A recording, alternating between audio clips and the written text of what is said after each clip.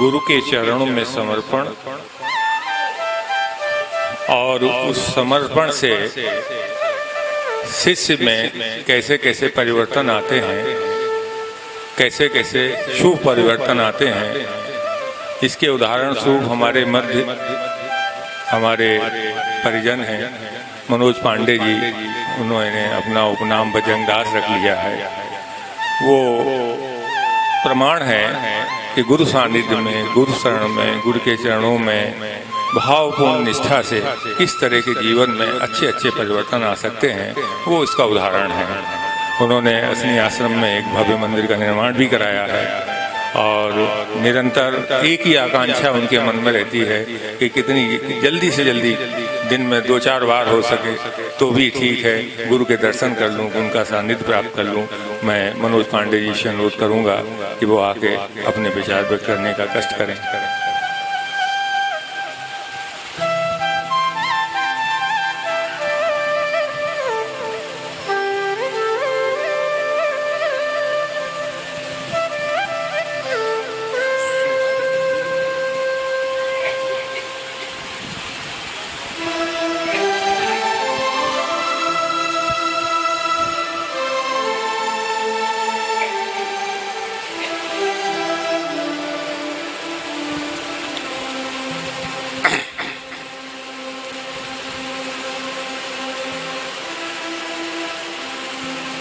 पूज्य गुरुदेव के चरणों में साष्टांग प्रणाम करते हुए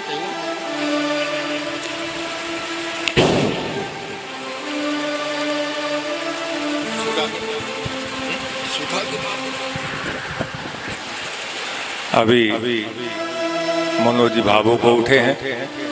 थोड़े अंतराल के बाद मैं फिर इनको आमंत्रित करूंगा अपने विचार व्यक्त करने के लिए। तब तक वो संयत हो लें। पूज्य गुरुदेव के बहुत ही प्रारंभिक शिष्य हैं। जब गुरुदेव की इतनी ख्याति थी, न आयु ही ऐसी थी, उस समय गुरुदेव को गुरु की गुरुता और गुरु की महिमा से पहचानने वाले श्री महेश सिंह जी परिहार जो उरई से पधारे हैं, मैं उनसे अनुरोध करूंगा कि वो आकर अपने विचार व्यक्त करने का कष्ट करें।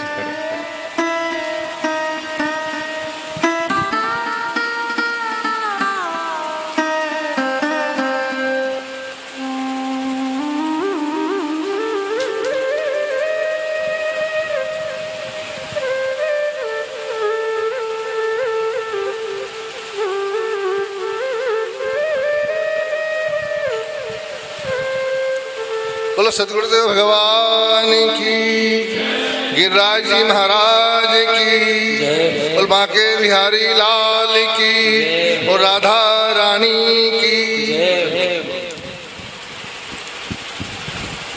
व्यासपीठ को सुशोभित करते हुए हमारे परम पूज्य गुरुदेव चरण सभा में विराजित पूज्य संत चरण सभी सभा में भक्तगणों के चरण वंदन करते हुए मैं तो बस ये कहूँगा कि हम सभी लोग बहुत ही परम सौभाग्यशाली हैं कि इस गिरिराज जी की छत्र छाया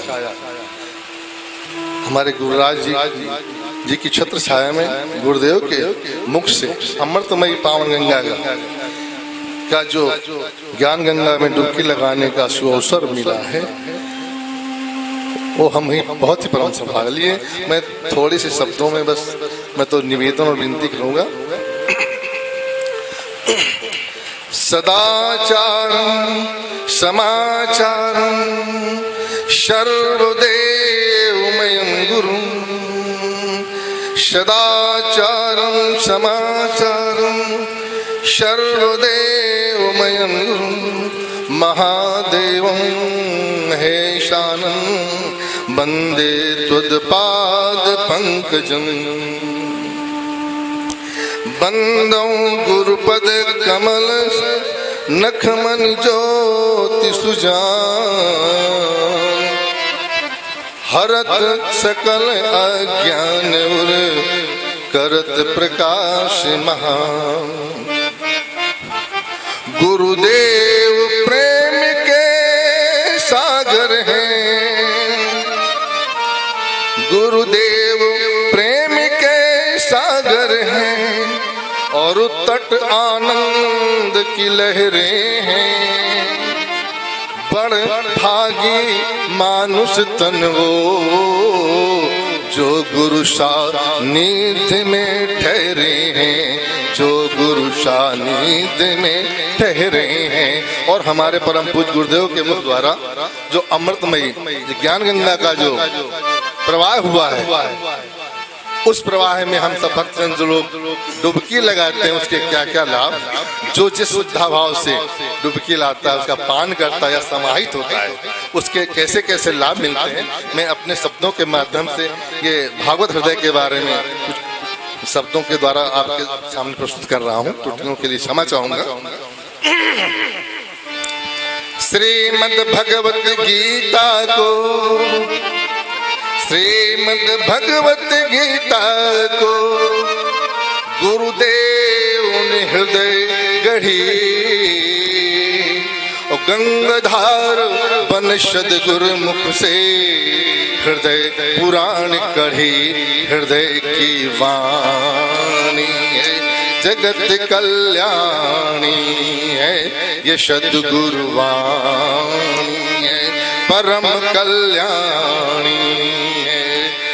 पतित पावनी हृदय पुराण है, पतित पावनी हृदय पुराण है, गंगा जल सीधा जो नर नारी डुबकी मारे होमे निर्विकार। हृदय की वाणी है जगत कल्याणी है, ये सद्गुरु वाणी है परम कल्याणी है, ये सद्गुरु वाणी है। और जो भी नहाते, जो भी नहाते बल बुद्धि पाते और बनते हृदय उदार। जो भी नहाते बल बुद्धि पाते और बनते हृदय उदार। पाप भी मिटते कष्ट भी हरते और मिटते काम विकार। हाँ हाँ, पाप भी मिटते कष्ट भी हरते और मिटते काम विकार। घर परिवार में आती हैं फिर खुशियों की बहार। जो नर नारी डुबकी मारे होमे निर्विकार। हृदय की वाणी जगत कल्याणी है, ये सद्गुरु वाणी है परम कल्याणी है। पतित पावनी हृदय पुराण गंगा जल सीधा। जो नर नारी डुबकी मारे होमे निर्विकार। हृदय की वाणी है जगत कल्याणी है, ये सद्गुरु वाणी है परम कल्याणी है। और इस प्रवाह में जो इसका जल पान करते हैं, जो जल पीते मन से समर्थ, जो जल पीते मन से समर्थ बनते उच्च विचार। जो जल पीते मन से समर्थ बनते हैं उच्च विचार। घर में रहकर साधु से होते हृदय प्रेम आगार। हाँ, घर में रहकर साधु से होते हृदय प्रेम आगार। हर पल हर क्षण उसके हृदय में रहती शांति अपार। जो नर नारी डुबकी मारे होमे निर्विकार। हृदय की वाणी है परम कल्याणी है। और आखिरी बात, इसमें जो भी समाहित हो जाते हैं, इस धारा में जो भी समाते, इस धारा में जो भी समाते खिलकर कमल तैरते। इस धारा में जो भी समाते खिलकर कमल तैरते। बिना रुकावट लक्ष्य को पाकर, बिना रुकावट लक्ष्य को पाकर भव सागर से तरते। हाँ हाँ, भव सागर से तरते। ना रुकावट, लक्ष्य को पाकर हो सागर से तरते।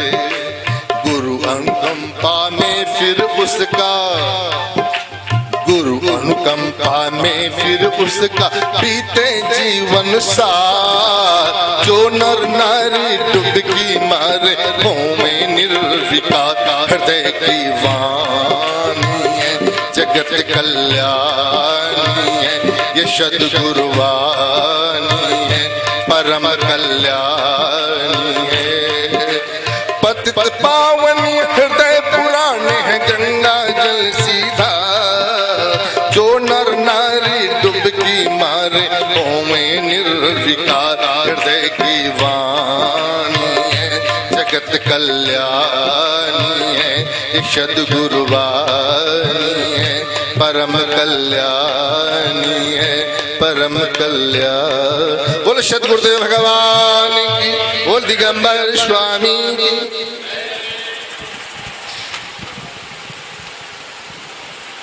बड़ा सुंदर गीत महेश सिंह परिहार जी ने प्रस्तुत किया।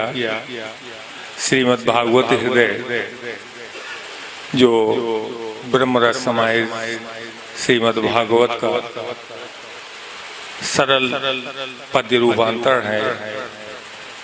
गोस्वामी तुलसीदास के बाद जैसी कि मेरी थोड़ी बहुत समझ है, उससे मैंने ये पाया है कि श्रीमद् भागवत हृदय ऐसा ग्रंथ है जिसमें काव्य शास्त्र का कोई दोष नहीं है, न लय का, न मात्रा का, न प्रवाह का, न रस का, न भाव का, कोई दोष नहीं है।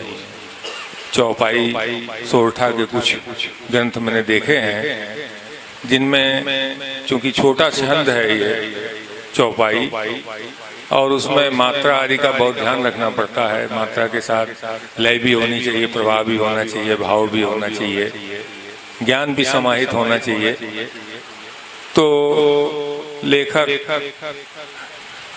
तुकबंदी करने लगते हैं, लेकिन भागवत हृदय का ब्रज के संत जो भगवान कृष्ण के आराधक हैं, उन्होंने तमाम ग्रंथ पढ़े होंगे, भागवत हृदय का अनुशीलन करेंगे तो मैं समझता हूँ वो भी ये महसूस करेंगे कि ये एक निर्दोष ग्रंथ है जिसमें मूल भागवत जी का सारा रस उपलब्ध है।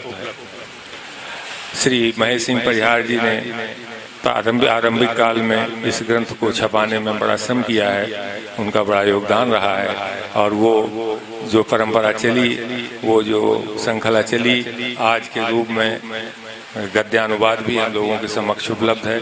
हम सब लोग उसका लाभ निरंतर ले रहे हैं, और जो लोग नहीं अभी तक उसका लाभ लेने में समर्थ हुए हैं, उनसे अनुरोध है कि पुस्तक यहाँ प्राप्त कर सकते हैं स्वामी सत्यानंद जी से, यहाँ आश्रम में उपलब्ध हैं और वो उनका अनुशीलन कर सकते हैं। अब मैं रायबरेली से पधारी बहुत बड़ी समाज सेवी हैं, प्रतिवर्ष ये और इनके पति मनोज द्विवेदी जी सैकड़ों कन्याओं का, निर्धन कन्याओं का विवाह कराते हैं। और ऐसा विवाह नहीं कराते हैं, उसमें दहेज में गृहस्थी का सारा सामान भी देते हैं और पूरे वैदिक अनुष्ठान से उन शादियों को संपन्न कराते हैं। इसके अतिरिक्त भी अन्य कार्यों में ये समाज में सेवा से उपलब्ध रहते हैं। तो श्रीमती सुधा द्विवेदी जी जो समाज सेवा के साथ राजनीति में भी सक्रिय हैं, मैं उनसे अनुरोध करूंगा वे भी अपने विचार व्यक्त करने का कष्ट करें।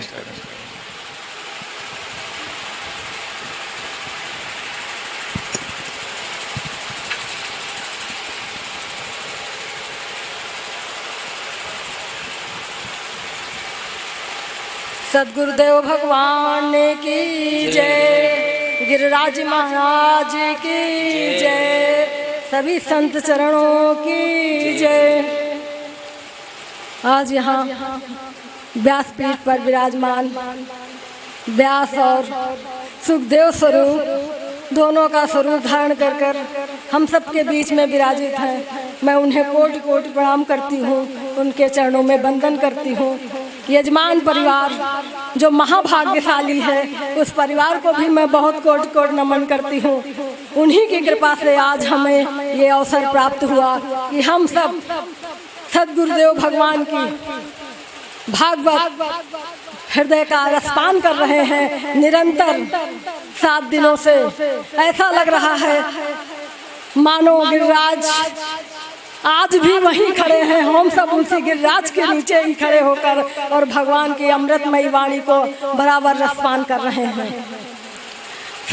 सद्गुरुदेव की आदेश वैसे तो सूर्य के सामने दिया तो कोई महत्व नहीं, ना कोई काम ही है, लेकिन आदेश का पालन और आज्ञा का सिरोधार्य करती हूँ और जरूर कुछ कहूँगी। जैसा कि संतों के मुख से सुना है, बिनु हरि कृपा मिले नहीं संता। आज अपार ब्रजराज गिरधारी लाल की कन्हैया की अपार कृपा बरस रही है कि हमको संतों का दर्शन प्राप्त हो रहा है। ये दर्शन निरंतर इसी तरह हमें दर्शन प्राप्त होता रहे, यही कामना ब्रजराज से करूंगी कि सदा हमें यही वृंदावन में ही निवास मिले और हम सदा सत्संग, क्योंकि बिनु सत्संग विवेक न होई, राम कृपा बिन सुलभ न सोई।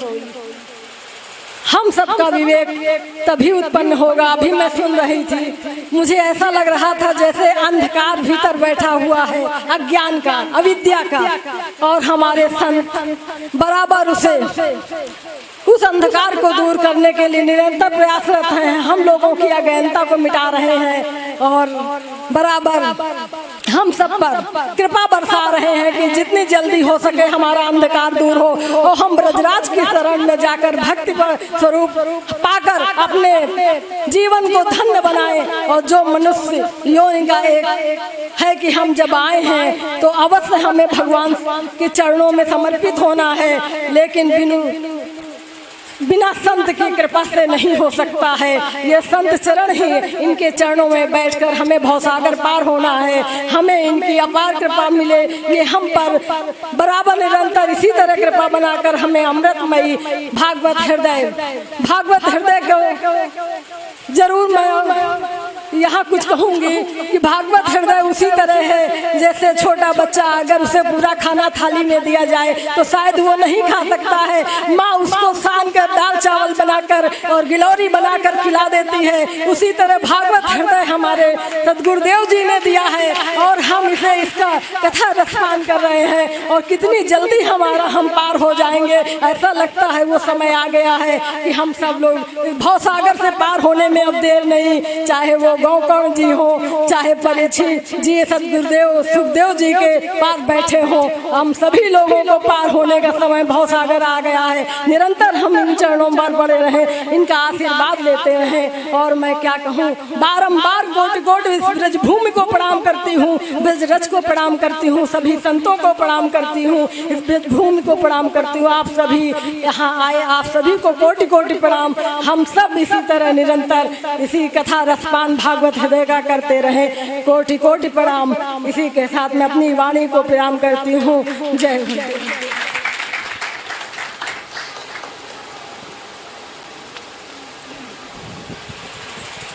निश्चित रूप से ये हम सबका परम सौभाग्य है कि भागवत कथा सर्वप्रथम 4 परमहंस सनक सनकादि ने नारद जी को सुनाई, दोबारा परमहंस सुखदेव जी ने परीक्षित जी को सुनाई।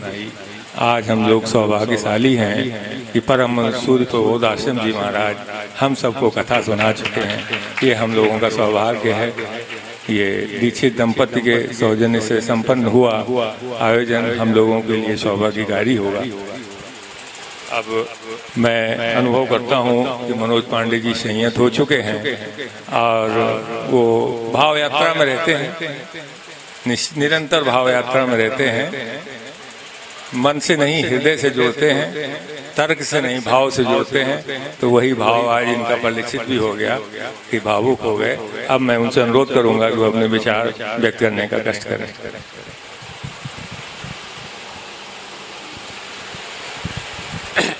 पूज्य असनी कुटी से पधारे पूज्य गुरुदेव, जो ब्रह्म को दंड के रूप में धारण किए हैं। जब मैं असनी कुटी से जुड़ा तो आप जिनसे जुड़ते हैं उनके विषय में जानकारी जरूर होती है, होनी चाहिए। तो जब मैं असनी कुटी से जुड़ा तो असनी कुटी जो है वो अश्वनी कुमारों की धरती है। वो अश्वनी कुमार जिनके ऊपर च्यवन ऋषि की कृपा हुई थी, और च्यवन ऋषि जब तपस्या कर रहे थे तो एक सूर्यपुत्र राजा की पुत्री ने उनकी आंखों को फोड़ दिया था। तो वो राजा ने भयभीत हुए और उन्होंने अपनी पुत्री का विवाह च्यवन ऋषि से कर दिया। उस समय अश्वनी कुमार जो वैद्य थे वहां पर चर्चित थे, उनको बुलाया गया और उन्होंने अश्वनी कुमारों के पास ये विद्या थी कि वो पुनः नेत्र को सही कर देते थे, और उन्होंने च्यवन ऋषि के नेत्रों को सही किया। वहीं से च्यवन ऋषि ने अश्वनी कुमारों को ये वरदान दिया और ब्रह्मा जी से निवेदन करके अश्वनी कुमारों को धन्वंतरी की तरह देव पूजे जाएं इस रूप में किया। उसी धरती अश्वनी कुमारों की धरती से ये असनी कुटी आता है। 1840 से आज तक के इतिहासों में असनी कुटी के 4 संतों के विषय में मैंने जानकारी हासिल की, जिसमें बड़े बाबा दिगंबर स्वामी, परशुराम स्वामी और पूज्य गुरुदेव। बड़े बाबा के विषय में कृष्ण बोध आश्रम जी ने और करपात्री जी महाराज ने ये लिखा अपने, जो बड़े बाबा और उस सत्संग को सुन करके गया था वो 1953 में शंकराचार्य हुए, और उन्होंने अपने उस साहित्य में लिखा था कि बड़े बाबा और दिगंबर स्वामी के साहित्य सत्संग और उसका परिणाम ही है जो आज में शंकराचार्य हुआ। इसी क्रम में दिगंबर स्वामी के लिए परशुराम स्वामी जी ने लिखा कि दिगंबर स्वामी ये सुनाते थे कि जिन संतों को बड़े बाबा के उस स्वरूप का दर्शन हुआ है, नग्न स्वरूप का और इन स्वरूपों का दर्शन हुआ है, वो जीव अपने आप को विक्रमादित्य के भाई भृगु ऋषि के समान समझे, जो राजपाट छोड़ करके उन्होंने संन्यास धर्म में प्राप्त किया था।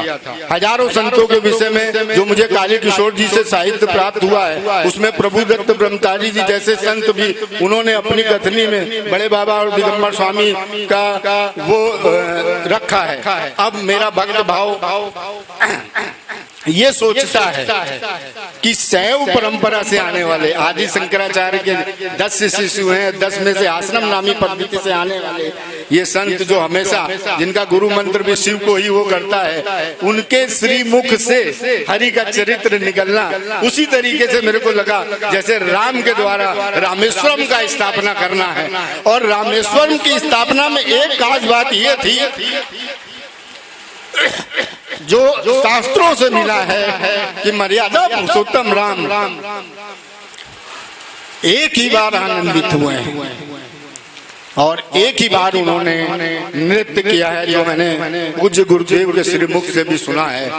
और वो नृत्य सिर्फ उस समय था जब रामेश्वरम की स्थापना हुई।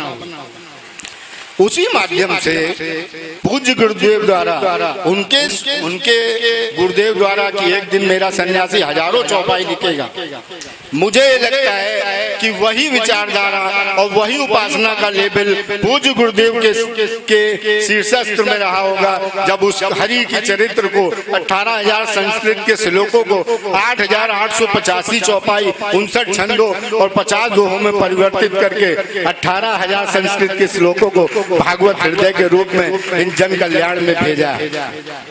संतों के विषय में मैंने संतों के ही श्रीमुख से ये सुना है कि संत परमात्मा के सतत चिंतन में रहते हैं, वो संत इन तरीके के संतों को अपनी पूरी ऊर्जा जब तब बल दे के जाते हैं। हमारे यहाँ कलिका अवतार हर बार नहीं होता है, लेकिन व्यासा अवतार हर युग में होता है। जिस तरीके से वाल्मीकि की लिखी हुई रामायण को रामचरितमानस लिख करके तुलसीदास जी ने रामायण में तुलसी दल का रूप का कार्य किया है, उसी तरीके से 18,000 संस्कृत के श्लोकों को सुखदेव महाराज जी को हमारे महाराज जी ने 8,825 चौपाइयों को तुलसी दल के रूप में भागवत हृदय को प्रस्तुत किया। इन्हीं शब्दों के साथ सामने विराजमान व्रत से आए हुए जो माला में ब्रह्म को ही जप रहे हैं, उनको भी मैं साष्टांग प्रणाम करता हूँ। और एक चीज जो मैं ग्रंथों और कथाओं के माध्यम से समझा हूँ कि राजा परीक्षित होना आसान बात नहीं है। ये हमारे ग्रंथ हमें संदेश दे रहे हैं। व्यास जी को मना कर दिया था कथा सुनाने के लिए। 9 महीने तक भगवान ने रक्षा की है परीक्षित की कोख में, 12 महीने तक उत्तरा के गर्भ में रहे हैं। हमारा संदेश ये कहता है भागवत का परीक्षित में कि अगर भवानी दत्त दीक्षित ब्रज में इस कथा के परीक्षित बने हैं तो ये कोई आसान बात नहीं है, ये कोई बहुत बड़ी भगवत कृपा उनके ऊपर होने वाली है। इन्हीं शब्दों के साथ मैं अपनी वाणी को विराम देता हूँ।